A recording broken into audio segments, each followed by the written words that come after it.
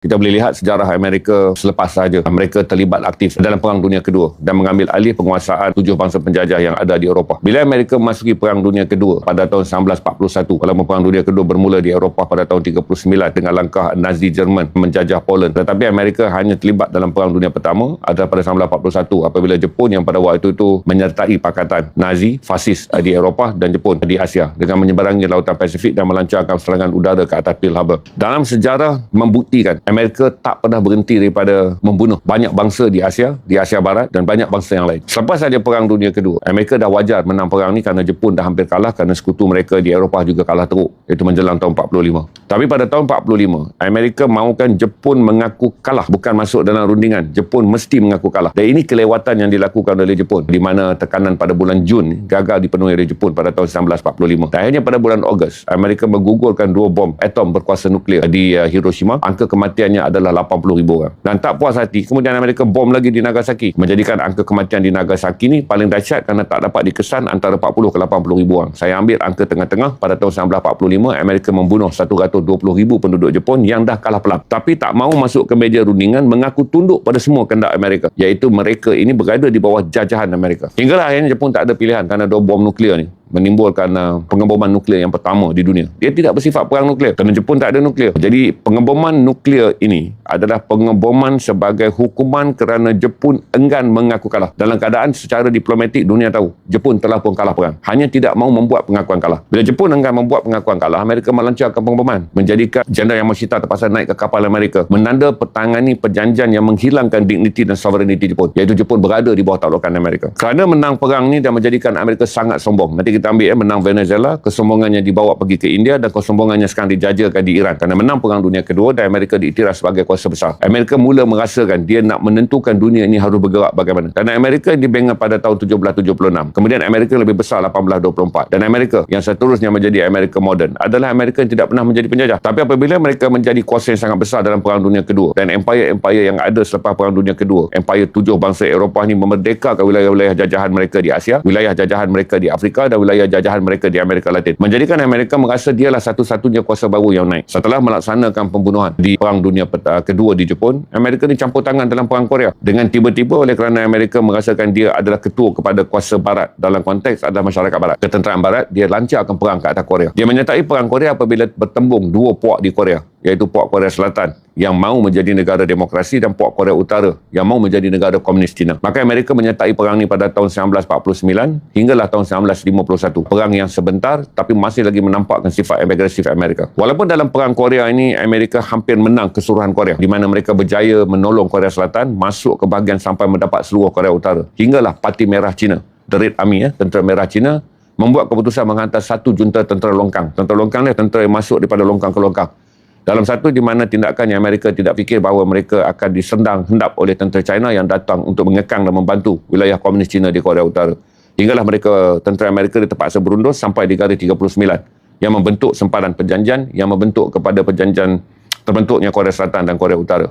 Garis sempadan Korea Selatan dan Korea Utara inilah yang dipanggil garis pertama yang dibentuk oleh persetujuan United Nations General Assembly, bukan daripada UNSC. Tak puas hati lepas kalah dalam Perang Korea kerana nak melebarkan faham kapitalis dan juga apa yang dipanggil mengekang kebangkitan komunis, Amerika terlibat tahun 55 dengan menyokong Vietnam Selatan untuk berperang dengan Vietnam Utara. Vietnam Selatan dilancarkan sebagai proksi demokrasi, manakala Vietnam Utara pada waktu itu sangat-sangat menjadi pro-China. Maka dalam Perang Vietnam ni, Amerika tak pernah menang. Tapi 2 juta orang Vietnam dibunuh dalam tempoh 20 tahun. Saya ceritakan sejarah untuk tuan-tuan tahu daripada filem Amerika, artis Amerika, barang Amerika yang tuan-tuan beli dan tuan-tuan lihat dalam promosi Amerika tak sama dengan sejarah Amerika. Jadi Amerika melancarkan perang untuk menduduki Vietnam selama 20 tahun, 1955 hinggalah 1975. Inilah era yang tak dapat diterima oleh banyak rakyat Amerika. Daripada rakyat Amerika sangat bangga dengan Amerika kerana berjaya menundukkan Jepun setelah Jepun menyerang Pearl Harbor, bangga dengan Amerika kerana Amerika membebaskan Perancis dan menyelamatkan United Kingdom daripada Perancis dah jatuh ke tangan Nazi dan United Kingdom pada waktu itu hampir jatuh kepada Nazi dengan melancarkan The D-Day, di mana tentera Amerika sampai ke Eropah dan menyelamatkan sekutu-sekutu Eropah mereka daripada ancaman Nazi dan juga fasis. Nazi di Jerman, fasis di Itali. Dalam perang di Vietnam, Amerika bunuh 2 juta orang Vietnam. Dalam perang yang Amerika tak pernah menang, tapi dia tak pernah berundur dalam tempoh dia tak pernah menang. Dia tak pernah menang berarti dia duduk begitu lama. 20 tahun dia duduk, 75 sampai 1955, 75. Sama tahun dia duduk di Afghanistan. Dia duduk daripada 2022, daripada 2002 dia berundur pada 2022. Saya jelaskan pada tuan-tuan, di Vietnam apabila Amerika tak menang perang ni dan dia menipu rakyat dia dengan mengatakan dia menang dalam perang Vietnam.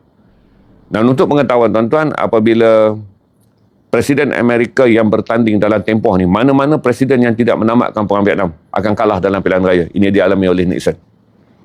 Dan dalam tempoh perang Vietnam ni juga berlaku kebangkitan negara-negara Arab menyerang Israel, iaitu pada tahun 67 dan pada tahun 73. Jadi Amerika pada waktu tersebut berada dalam keadaan lebih takut pengembangan komunis berbanding mempertahankan Israel. Di Vietnam ni tuan-tuan, apabila Amerika melancarkan perang, pembunuhan dan juga segala kezaliman di Vietnam, dia mengambil keputusan untuk keluar daripada Vietnam. Kerana biaya perang Vietnam yang sangat besar, kerajaan-kerajaan yang mana melancarkan, mana-mana presiden yang tak menghentikan perang Vietnam mengalami kegoyangan pilihan raya, maka Amerika membuat keputusan untuk meninggalkan Vietnam. Tidak ada sejarah orang meninggalkan negara yang dia nak tinggalkan dengan keadaan ini. Melainkan Amerika melakukannya dengan memusnahkan Vietnam sebelum dia tinggalkan. Di mana mereka melancarkan bom kimia Agent Orange. Apa itu Agent Orange? Mana-mana orang yang tersedut gas ini akan melahirkan keturunan yang cacat. Dan sampai hari ini Vietnam masih lagi melahirkan keturunan yang cacat walaupun Amerika telah berundur sejak tahun 75. 50 tahun keturunan cacat disebabkan Agent Orange bom kimia Amerika masih lagi dideritai oleh rakyat Vietnam, terutama orang Vietnam yang berada di Vietnam Utara sebelum terbentuknya Vietnam Tunggal. Dan dalam tahun mereka melakukan kekejaman perang dan skandal perang Vietnam ni telah menjadi perdebatan yang besar di Amerika. Kerana Amerika ada rakyat yang bertamadun tetapi politiknya sangat kejam. Di mana pelaksanaan Agent Orange yang menjadikan tuan-tuan lihat, kalau tuan-tuan lihat Agent Orange documentary ataupun Agent Orange Vietnam, tuan-tuan akan dapat lihat kanak-kanak dilahirkan dengan tanpa tangan, tanpa jari. Kerana Agent Orange ini adalah agen yang merosakkan sel stem. Mana anak-anak yang lahir daripada bapa yang tak tahu dia telah keracunan Agent Orange. Orang sihat ketika jadi bapa kena Agent Orange dia tak tahu. Hanya sperma dia yang akan rosak dan spermanya akan menghasilkan anak-anak yang cacat. Dan jumlah anak-anak yang cacat yang mana sekarang bertarung di mahkamah untuk menuntut pada Amerika memberi ganti rugi tak pernah menang. Jadi tuan-tuan, sampai saja Amerika melancarkan serangan di perang Vietnam tahun 75 dan perang ini dihentikan kerana gerakan politik rakyat Amerika sendiri yang mendesak mana-mana pemimpin Amerika yang tak mau menghentikan perang mustahil akan dapat meneruskan penggal pilihan raya dia. Kekejaman ini tak menghentikan Amerika daripada terus kejam. Mereka berada dalam perang dingin, masuk dalam perang dingin tahun 1962 dan berakhir perang dingin 1987. Amerika terlibat banyak dengan melaga-lagakan proksi untuk mengalahkan Rusia. Apabila Amerika tak mahu menghadap Rusia secara terbuka kerana Rusia adalah Soviet Union pada waktu itu adalah sebuah negara komunis yang memiliki peledak peluru berpandu dan Amerika juga adalah komunis yang terlibat dalam peledak peluru berpandu. Maka mereka melancarkan perang proksi. Perang proksi ini yang membabitkan juga Yaman. Kalau tuan-tuan tahu sejarah Yaman, Yaman pernah ada proksi Rusia dan Yaman pernah ada proksi Amerika. Somalia pernah ada proksi Rusia dan Somalia pernah ada proksi Amerika. Dalam perang-perang yang panjang ni, datanglah era moden.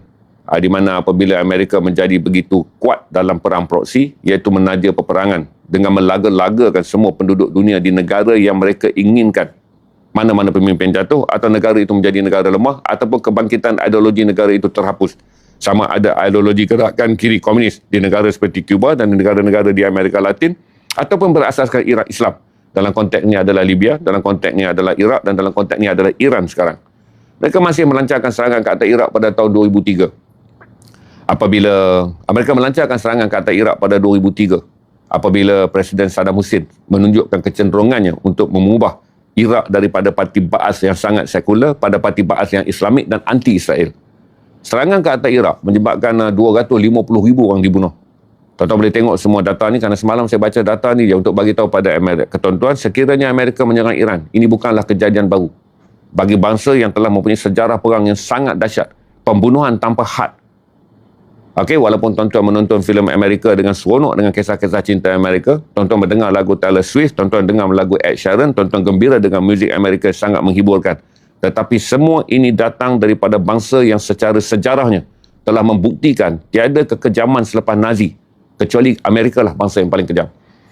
Apabila mereka menyerang Iran dan kemudian membunuh 250,000 orang penduduk Iran pada tahun 2003, Mereka tinggalkan Iran sebagai negara yang terjajah ekonomi. Mereka tinggalkan Iraq. Mereka serang Iraq 2003 kerana Saddam telah mengubah.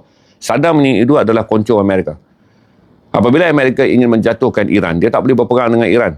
Maka dia beri pada Saddam mandat untuk berperang dengan Iran dengan persenjataan dan segala macam. Penajaan perang ni merugikan Amerika. Daripada tahun 1981 sampai 1986, Amerika telah berbelanja persenjataan dan wang yang sangat besar untuk menaja Iraq, untuk menjatuhkan Iran. Kerana Iran yang nak dijatuhkan ini bukan kerana Islam. Kerana revolusi Iran 1979 yang menjatuhkan Shah Reza Pahlavi telah menghilangkan satu-satunya telaga minyak yang boleh mendapatkan minyak murah untuk Amerika dan Britain. Apa sejarahnya? Iran pada satu masa diperintah oleh keluarga diraja, tetapi ada perkongsian dengan kuasa parlimen. Apabila Muhammad Mossadegh naik sebagai Perdana Menteri, berarti Shah Reza Pahlavi menjadi raja dan Muhammad Mossadegh ni menang pilihan raya tahun 56. 1952, Muhammad Mossadegh dah memulakan kempen. Kenapa kerajaan Reza Pahlavi, Iran ni, adalah sebuah kerajaan yang mencagarkan minyak kepada Amerika, kepada British. Dan minyak ni dijual juga kepada Amerika. Iran sebelum ada revolusi Islam adalah Iran yang menyokong Israel. Masa Reza Pahlavi perang, pegang kuasa, Iran ni tak ada identiti sebuah negara Islam dan tak ada identiti sebuah negara Syiah. Dia sebuah negara sekular. Di mana seorang raja yang memegang sebuah negara telah menjadi rakan Israel. Kerana Iran Parsi adalah sekutu kepada British. Tuan-tuan pernah dengar tak British Petroleum? BP tak pernah ada minyak. British Petroleum, British, negara dia tak ada minyak dan dia tak ada negara jajahan. Tapi kenapa ada British Petroleum? Amerika ada syarikat minyak, tak mengejutkan kerana dalam bumi Amerika adalah pengeluar minyak. Cuma mereka tak memiliki minyak yang cukup untuk keperluan negara, maka mereka sedang mendapatkan minyak daripada negara-negara yang boleh membekalkan minyak kerana industri mereka sangat besar. Muhammad Mossadegh kemudiannya mula mempertikaikan kerana melihat contoh Arab Saudi. Arab Saudi pada tahun 40-an, 50-an apabila merdeka, mereka menjual minyak mereka. Kuwait menjual minyak mereka. Bahrain menjual minyak mereka. Oman menjual minyak mereka. Qatar menjual minyak mereka. UAE menjual minyak mereka. Maka rakyat mula merasakan kenapa minyak Iran di bawah monarki beraja ni, minyaknya dicagarkan. Dia cagarkan tanah, British Petroleum ambil minyak, bayar duit cagar. Raja menjadi kaya seorang-seorang. Dan lebih marah lagi rakyat Iran adalah kerana Iran ini menyokong Israel. Jadi perang tahun 67, bangsa Arab bersatu untuk menjatuhkan Israel, untuk memerdekakan Palestin. Iran membekalkan minyak dan membekalkan banyak bantuan kepada Israel. Selain daripada Amerika membekalkan persenjataan. Tahun 73, 10 lagi bangsa Arab turun berperang, termasuk Sudan yang kecil pada waktu itu. Iran ini masih lagi sebuah negara yang membekalkan bantuan kepada Israel. Akhirnya tahun 79, kita cerita dulu naik Muhammad Mossadegh. Bila naik Muhammad Mossadegh, kempen pilihan raya Muhammad Mossadegh adalah mengeluarkan British daripada tanah Iran. Iran di bawah sistem monarki yang mana minyak dipajak. Kerana kata Muhammad Mossadegh, minyak harus dijual. Kalau pajak, orang bayar duit tanah saja. Kemudian minyaknya tak dibayar. British bawa keluar melalui British Petroleum. Kerana pajakan minyak inilah menjadikan akhirnya Muhammad Mossadegh menang pilihan raya. Bila Muhammad Mossadegh menang pilihan raya, di atas kuasa parlimen Iran yang ada pada waktu itu, dia berhak untuk mengubah polisi perniagaan. Akhirnya Muhammad Mossadegh digulingkan, sistem parlimen di Iran dah tak ada, maka Iran menjadi milik rajanya. Maka mereka lantik, gulingkan bapa raja yang sangat lemah nama Reza Pahlavi, naikkan anaknya Muhammad Reza Pahlavi. Bapa kepada Reza Pahlavi yang sekarang disokong Amerika berada di Amerika. Bila Muhammad Reza Pahlavi naik pada tahun 1956, dia mengekalkan konsep yang sama. Iaitu ambillah minyak mana yang kamu nak, bayarlah cagaran kepada aku. Menjadikan Iran adalah bangsa yang miskin walaupun dia melihat tetangga-tetangga dia negara Arab yang baru bebas daripada Ottoman, membina negara merdeka dan kemudian menjadi negara kaya kerana menjual minyak. Dan itulah yang menjadikan rakyat Iran ini bersatu. Dan siapakah yang memimpin rakyat Iran bersatu? Gerakan Revolusi Islam Iran. Dan gerakan Revolusi Islam Iran ini dipimpin Ayatollah Khomeini. Ayatollah Khomeini tidak memimpin daripada bumi Tehran. Dia dihalau keluar, dia pimpin daripada tanah Perancis. Ketika dia memimpin daripada tanah Perancis, maka rakyat Iran ni naik. Ingatlah, ideologi pertama kenapa menjatuhkan sistem beraja? Kerana rajanya zalim. Ideologi pertama kenapa membawa kepada gerakan rakyat Iran bangkit adalah kerana merasa negaranya dijajah kerana minyaknya dicuri oleh British. Ideologi yang ketiga kenapa rakyatnya bangkit? Kerana merasa sangat-sangat marah kerana negara mereka adalah penyokong Israel. Maka revolusi Islam Iran ni pun naik dan tumbuhlah apa yang dipanggil Iran. Revolusi Islam Iran. Dan menjadikan Amerika dan British sangat marah kerana dalam perang industri yang sangat besar untuk melawan kesatuan Soviet, mereka perlukan minyak yang murah daripada Iran. Tapi bila naik saja kerajaan revolusi Islam Iran, minyak adalah milik Iran dan akan diperniagakan seperti mana negara-negara Arab yang lain berniaga. Dan kemudian Iran ini menjadi bertambah keras kerana pendirian Iran ini musuh mereka adalah Amerika. Dan Iran ini menjadi bertambah tidak menyenangkan kerana dia mengisytiharkan dasar di bawah revolusi Islam Iran. Israel adalah negara yang tidak sah. Dia harus dipulangkan kepada orang Palestin. Dan itulah bermulanya penyebaran ideologi bahawa Iran ini akan mensyiahkan tanah Arab. Tanah Arab ada kebimbangan kerana pada tahun-tahun 1979 Iran naik dan membina sebuah revolusi Syiah. Bukan berasaskan sistem monarki. Datanglah ketakutan kepada raja-raja Arab ini kerana mereka baru mendapat raja. Kerana sebelum ini negara Arab ini berada di bawah Ottoman, Empire Osmaniyah. Osmaniyah jatuh, berarti barulah negara-negara Arab ni dibina. British datang dan meminta orang-orang Yaman membina Republik Negara Yaman, Oman membina. Pecah-pecahkan semua petak yang dulunya seluruh bangsa Arab dan seluruh bangsa Turk berada di bawah satu empire, Empire Osmaniyah. Maka negara-negara Arab akhirnya mendapat negara mereka. Raja-raja Arab mendapat kerajaan mereka. Baru hilang daripada apa yang ditanam oleh orang-orang British dengan mengatakan selama kamu berada di Osmaniyah, di bawah Osmaniyah, kamu tidak berada di bawah Islam. Kamu berada di bawah penjajahan. Jadi dia mengajar orang Arab bahawa orang Arab ni dijajah oleh Osmaniyah. Sama seperti mana mereka menjajah bangsa Asia. Sama seperti mereka menjajah bangsa Afrika. Sama seperti mereka menjajah bangsa Amerika Latin. Maka orang Arab pada waktu termakan. Sudah ada pun sentimen dalaman tentang kelemahan Empire Osmaniyah, tapi diperkasakan lagi oleh Amerika, merdekakanlah negara kamu. Bila naik saja revolusi Islam Iran, maka Amerika momokkan kepada semua bangsa Arab, satu hari kamu akan kembali dijajah seperti orang Turk menjajah kamu. Dan kamu akan berada pula di bawah Empire Persian Syiah. Itulah bermula hingga sekarang kebencian kita semua kerana ideologi Syiah ini. Walaupun tak siapa menyebarkan bahawa Iran adalah negara yang tak mau dijajah oleh Barat, tak mau bersekutu dengan Israel. Dan Iran yang ada ini adalah satu-satu negara yang meletakkan perlembagaan dia, Israel negara haram dan mesti diperangi. Iran yang ada ini adalah Iran yang meletakkan Amerika ini adalah paksi syaitan. Kejahatan segala tempat bermula daripada Amerika. Maka Iran ini menjadi ekstrim. Maka itu saya jelaskan kepada tuan-tuan supaya tuan-tuan akan dapat faham kenapa Iran ni. Semalam ada satu kakak tanya, kenapa sekarang baru Amerika ganggu Iran? Dia ganggu Iran sejak dulu. Tapi tiada jalan untuk menjatuhkan Iran. Dalam ketegangan-ketegangan di mana era memburukkan Iran inilah bermula dengan raja-raja Arab ini takut kepada kebangkitan Parsi. Maka apa boleh meyakinkan rakyat dia bahawa Iran ini negara jahat. Jadi negara-negara Sunni mula mencari perbezaan kerana arah Iran ini negara Syiah. Itulah bermula pertelagan yang sangat dahsyat tentang Sunni dan Syiah. Ini saya nak jelaskan kerana raja-raja ini ingin mempertahankan negara dia daripada hasutan Amerika kononnya Iran ni akan mensyiahkan tanah Arab. Maka raja-raja ini mengatakan bahayanya Iran kerana mereka Syiah. Bila raja bercakap demikian, ulama' juga bercakap demikian. Maka itulah titik perpecahan yang Amerika dapat dengan mudah. Barat dapat dengan mudah dengan mengatakan oleh kerana orang Islam ini sangat tegas dan keras dalam pendirian mazhab, maka untuk mengisolasikan Iran daripada mendapat sokongan, isolasikan dulu bahawa jangan berkompromi dengan Iran kerana mereka Syiah. Mereka sesat di mata orang Sunni. Kerana raja-raja Arab mahukan Iran ini digambarkan sebagai negara yang jahat dan bahaya dari segi akidah, bermulalah perang dari istana turun ke tangan para ulama. Dan perang-perang inilah kemudian sampai ke dalam mentaliti kita hinggalah kita melihat Iran ini jahatnya kerana Syiah, sesatnya kerana Syiah. Dan ini menjadikan Iran tak boleh berkembang dan Iran terisolasi kerana majoriti dunia ini adalah Sunni. Maka apabila mengasing dan menjadikan Iran negara yang tidak didekati oleh negara Sunni dan kemudiannya Iran dianggap musuh oleh seliring raja-raja monarki yang baru saja naik takhta kerana jatuhnya Osmaniyah, mengakutkan masyarakat Arab, jangan sambung kamu dijajah oleh orang Turk selama 400 tahun, kamu akan dijajah pula oleh orang Parsi. Kebetulan Iran ini adalah bangsa Parsi.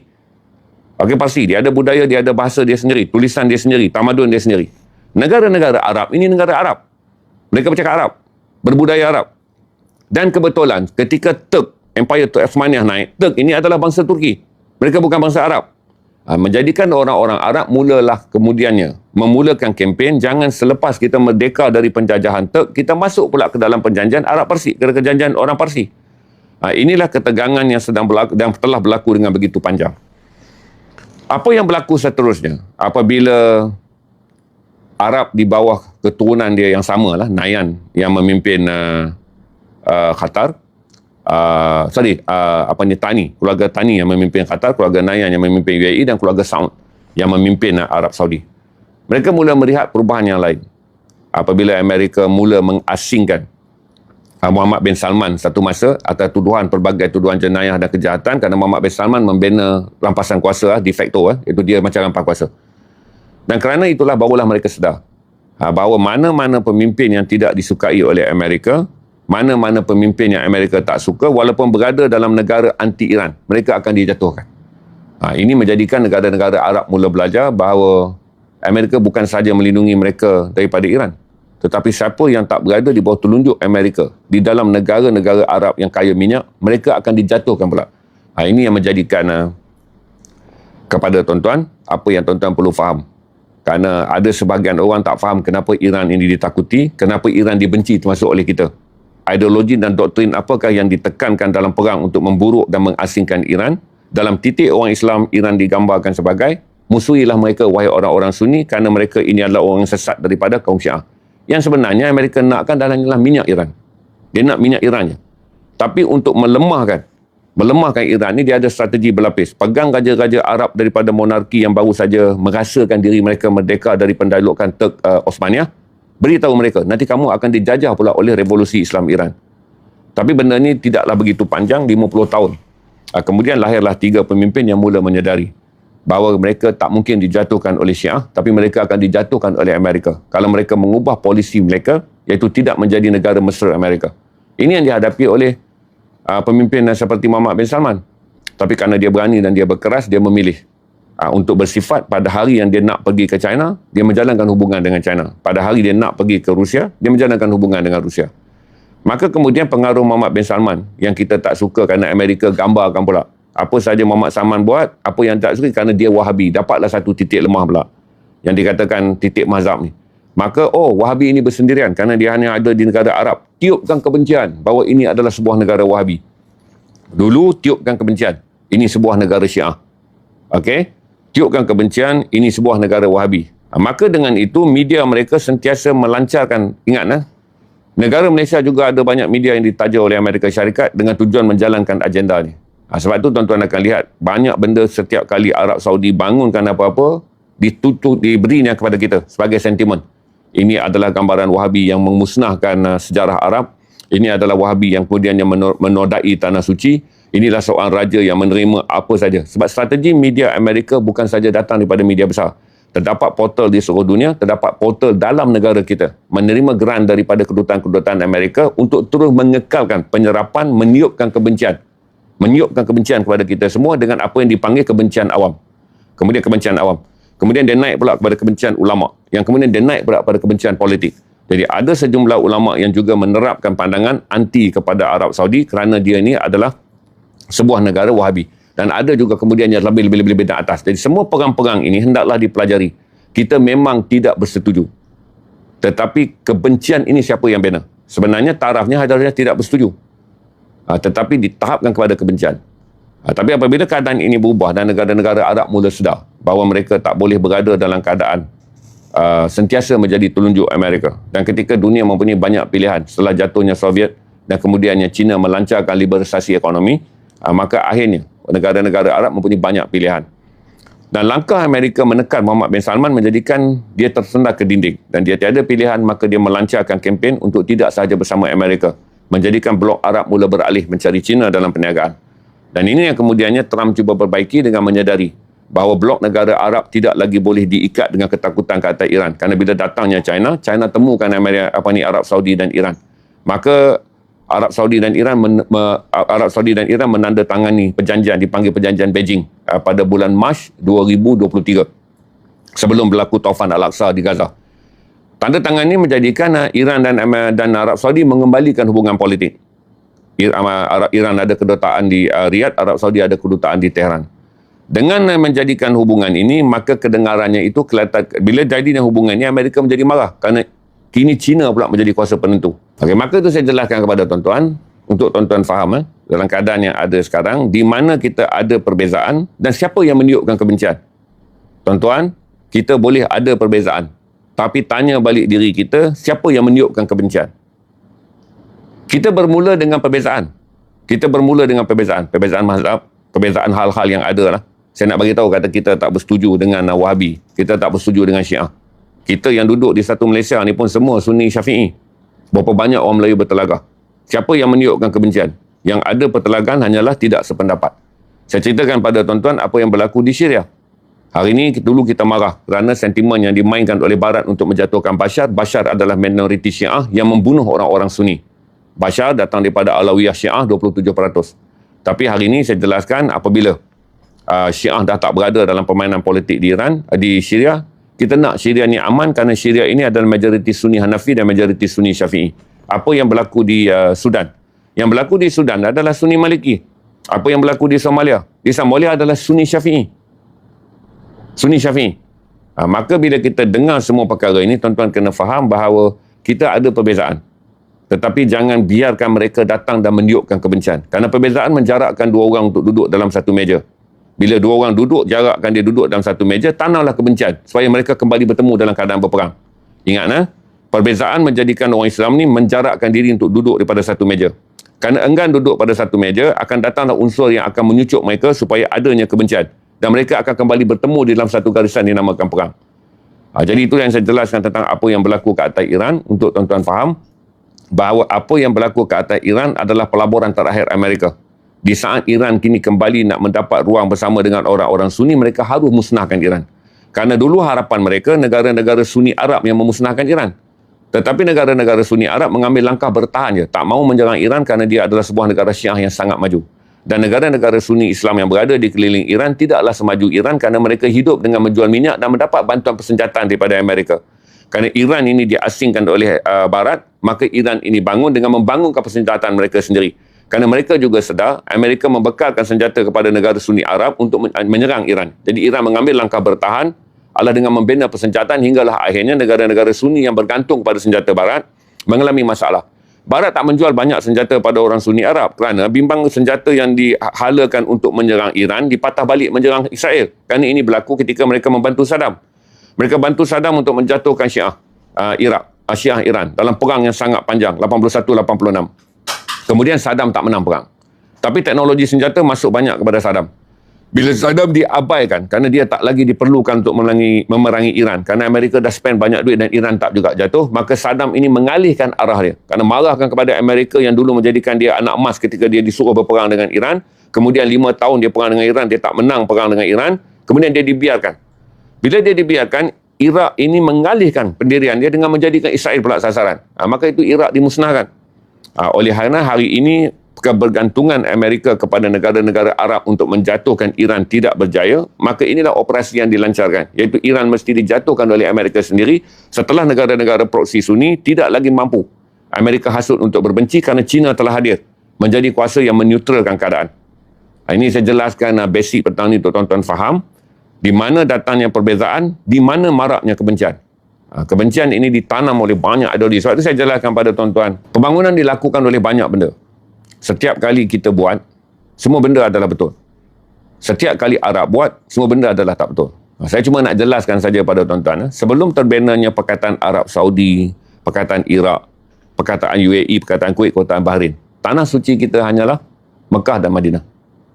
Cuma apabila dipecah-pecahkan, Mekah dan Madinah ni jatuh di Arab Saudi. Apa saja yang berlaku di Riyadh, apa saja yang berlaku di Jeddah, bukan urusan tanah suci. Tanah suci ini hanyalah ada di Iran, hanya ada di Mekah dan ada di Madinah. Tapi apa saja yang berlaku di Arab Saudi ni banner cube dia dekat Jeddah ke, dia banner cube dia dekat Riyadh ke, tetap dikatakan.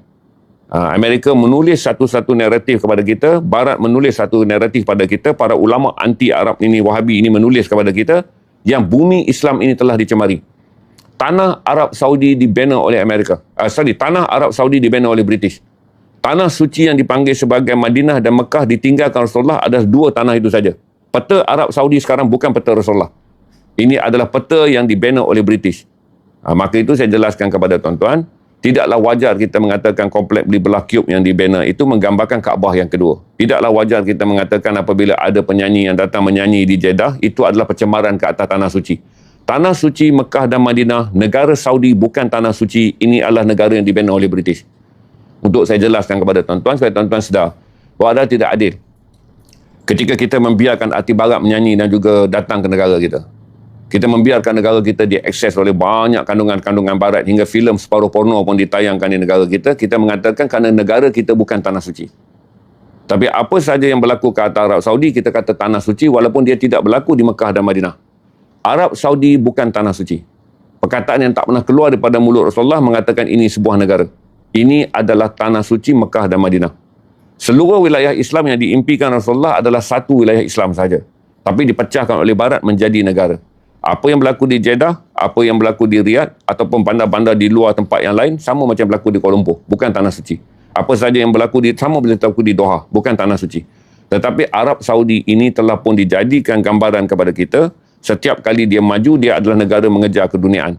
Kita bina menara dulu seperti mencari langit. Tak ada siapa pun nak kata kita mencari keduniaan. Kita mengatakan menara Petronas kita adalah simbol kemajuan. Kerana tak ada siapa nak menghasut kita. Tapi apabila apa saja dibina oleh negara yang Barat tidak suka, hasutan itu akan datang. Maka tu hati-hati. Kita sentiasa mempunyai perbezaan. Tapi tolong ingat siapa yang menanam kebencian. Perbezaan hanyalah menjarakkan dua orang daripada tidak berada dalam satu meja. Tapi kerana dua orang ni tak berada dalam satu meja, siapa yang menanam kebencian? Yang apabila dua orang ini kembali bertemu, dia akan bertemu dalam peperangan. Itu je lah untuk tuan-tuan yang baru ikuti, saya review. Bukan sahaja geopolitik, tetapi adalah geopsyche, benda-benda yang mempengaruhi corak kita berfikir. Duk bagi minyak dekat Israel, Amerika bagi jet pejuang.